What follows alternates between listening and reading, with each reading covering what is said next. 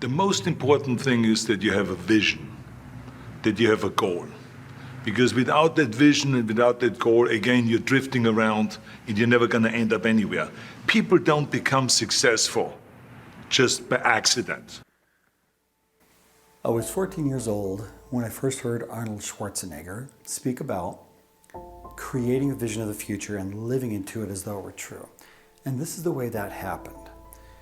I was in my parents' basement in the summer on a Sunday, hot summer's day. And I was flipping around channels on this TV, on the old black and white 19-inch television that the family had.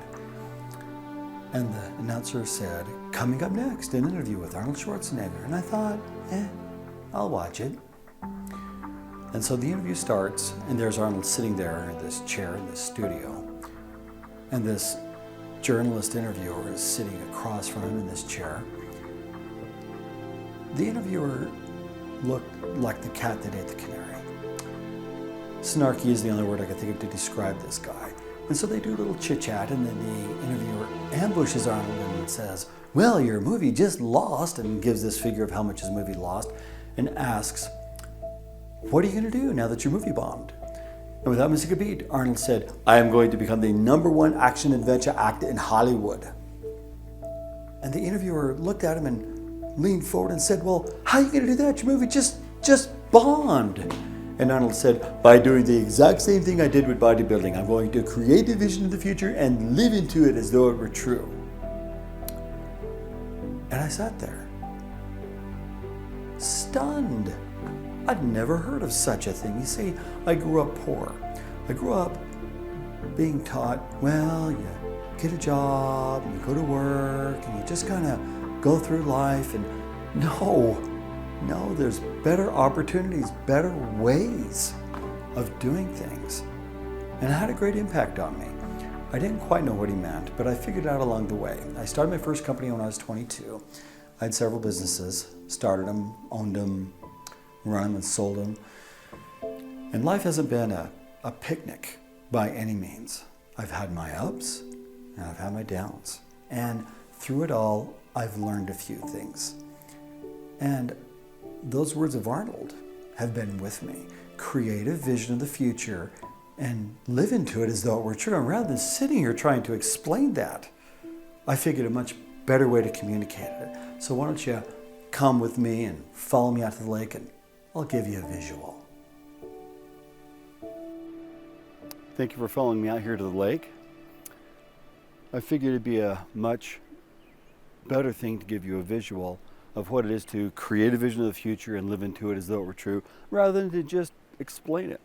So let's look at this water here. This water, we're going to use it as a representation of life. And right here, where I'm standing, this is the present. And in the present, this is the only thing that's happening. You can't show me the past. It doesn't exist. It only exists in the mind. You can show me the results of the past by buildings being built and roads being made and things that happen. We all know there's history. But that's all in the past. The past doesn't exist in the present, only the results of the decisions that were made. And so what we tend to do, because we can remember the past as human beings, we go through the past and relive it into the present. We think about the past, and all of a sudden it's coming up forward. It just kind of rolls into the present.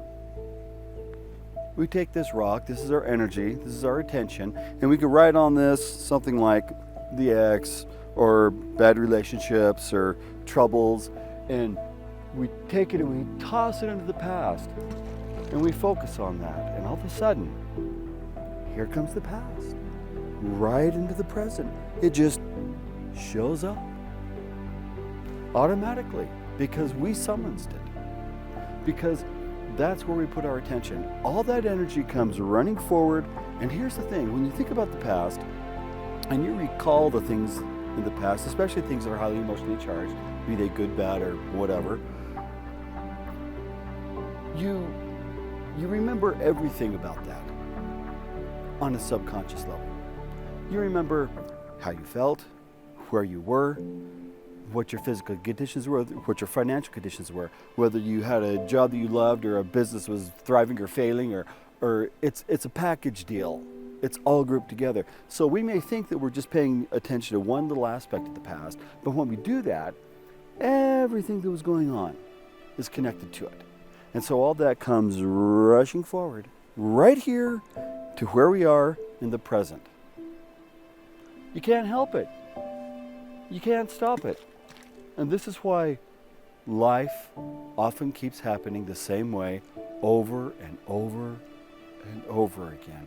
It's because we haven't learned to stop energizing the past and engaging it and bringing it into the future. You know, the past is where all your habits are. All the limiting thoughts, beliefs that keep us trapped, all that stems from programming of the past, decisions that were made, experiences that we had, habits we developed. It's all in the past. And so we have this whole industry out there, for example, called scrapbooking, where people make these elaborate books about the past. Well, that's all good and great, that's fine. You know, there's a lot of things back there that are good to remember. There's a lot of power that can be drawn. A lot of situations we've gone through that we survived that we can plug into, but we often recall the things that are troublesome. So let's look at the future. Let's consider a few things about that. So instead of putting our energy back there, with whatever the case may be, struggle in court, somebody died, the list could go on and on. Let's focus on the past, no more. Let's do this. Let's write down on our energy my vision of the future. I don't know what yours is, but I know what mine is. Whatever yours is up to you. And we take that and we throw that into the future. And we speak life into it. And all of a sudden, here it is. It shows up. We keep throwing them into the future. And it just keeps showing up. We live into it. We created the vision of the future and we live into it as though it were true. And just like you remember the past, and the past doesn't really exist, let's start remembering the future, because the future doesn't really exist. It's just as valid as the past. We just don't have the wiring to go with it yet.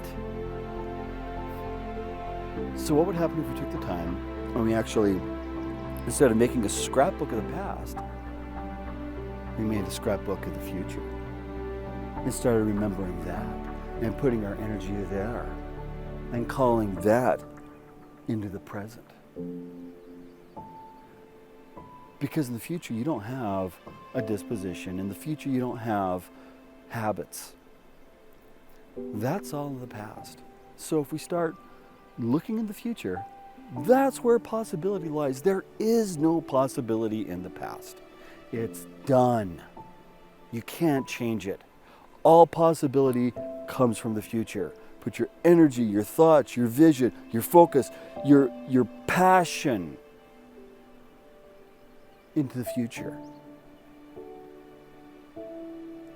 And it's a funny thing. We all have bitter experiences in the past, things we would have done differently, things we wish had changed. And if we stop recalling it and summing it into the present and reliving it, and we put our energy into the future, just like when I throw this rock into the future, the energy comes back, and I do that consistently, those ripples continue on back into the past, back behind me. And this is one of the great secrets of life, because pretty soon you start changing your vision of the past. Not that the experiences changed or things didn't happen, but that they no longer hold you. You're no longer captive of the past. You become a participant, a volunteer of the future, a creator of the future, instead of being held captive. You're actually engaged in making something that is your vision. You're not chained anymore. And it's really, really that direct. It's all about writing down your vision of the future and the steps that you can take to create your vision. Like I said, I don't know what your vision is, I only know what mine is. Let me ask you a question. What if you had somebody standing right here next to you, also throwing their energy into the future? If it wasn't just me standing here creating a vision, putting my time and energy into it. What if I happened if I had somebody here with me, like a spouse, on the same page with the same vision, cooperating and throwing their energy to the future? And we had the kids and the friends and the coworkers and relatives, and we had a group of people all throwing rocks into that future, all on the same page. We all have our very different variations of it, but this is what synergy is about. Getting people around you who will participate in your vision of the future. Doesn't mean they don't have their own vision of the future. They certainly should. If they don't, you need to help them get one. Maybe bring them to this video and have them take a look at it. Start to understand what it is to get a vision. But it's amazing what happens when those around you just apply some energy to the future in your behalf. It's incredible what happens, how things line up, the people that come into play, the situations that unfold. Oh, well, that was a strange coincidence. No, not really. It was creating a future and living into it. So, getting this written down is not the only step you got to do. You have to live into it. Live into it. And what that means is you just can't sit and think about your future. Well, wouldn't that be great? One day, someday, this could be, yeah. If you're not taking the action and making a plan and engaging that future, it's not going to happen. It's just a dream. You know you're serious when you start taking action. When you lay out a plan and you get some mentors and you make the right sacrifices and you alter your life and you learn how to shape your life to make that future happen. And we're going to go into that into another video. One of the videos I have put together is how to shape your life, how to be the participant in your own vision, how to get your internal world and your external world around you and lined up and congruent with living into your vision, creating it. One of the things I've learned is that I can't do everything I want. I am limited in time and resources. And this is something I've always taught my sons. You can't do everything you want, but you can do anything you want. You just have to be willing to choose because you're limited in your time and your resources. There's simply not enough time to do everything that you could possibly want to do. As far as building the skills, putting in the infrastructure, getting things in place, it has to do with the choices we make in the past as well. I'm in my 50s right now. I'm certainly not going to become an astronaut or an Olympic athlete, anything like that. I've had enough of my life pass that those doors of opportunity have closed. But I can find a way to continue to fill my passions and dreams, to fuel my vision. In a lot of ways, I find it easier to do that because I've had a lifetime of experience. It's one of the keys of learning is you sharpen your skills as you go through life, and you compound that with other people who've been there before, to engage with those people who've been there before you. You know, there's a French philosopher whose name was Émile Coué, who said, when the imagination and the willpower are in conflict or antagonistic, it is always the imagination that wins without exception.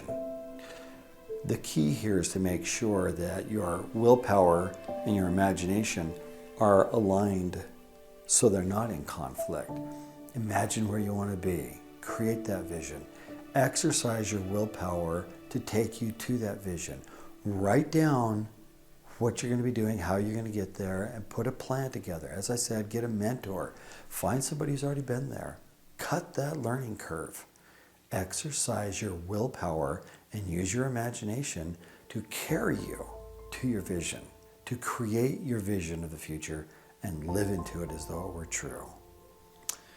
You know, it's like I tell my sons, doing what you feel will never get you what you want. People are always focused on doing what they feel. It's a short-term thing. And when you have that long-term vision and you're executing things accordingly, there's an energy that happens and a clarity of mind, and things line up and work for you. But you have to be serious about how you're going to get there and what you're doing. My name is Philip Laerdal, and I hope the time you've invested to watch this video you found to be useful. I have really enjoyed putting it together, and I know the experience that I had when I was young listening to Arnold speak has made a great deal of difference.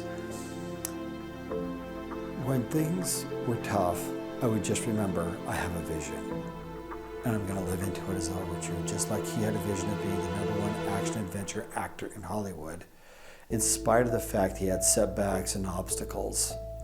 Once again, my name is Philip Laerdal. Thank you for taking the time to view this video. Above all else, remember that you are the craftsman of your future. You are the author of your destiny, and that position doesn't belong to anybody else, so don't let anybody else take that position, or don't give that position to somebody else. Follow your dreams. Follow your passions.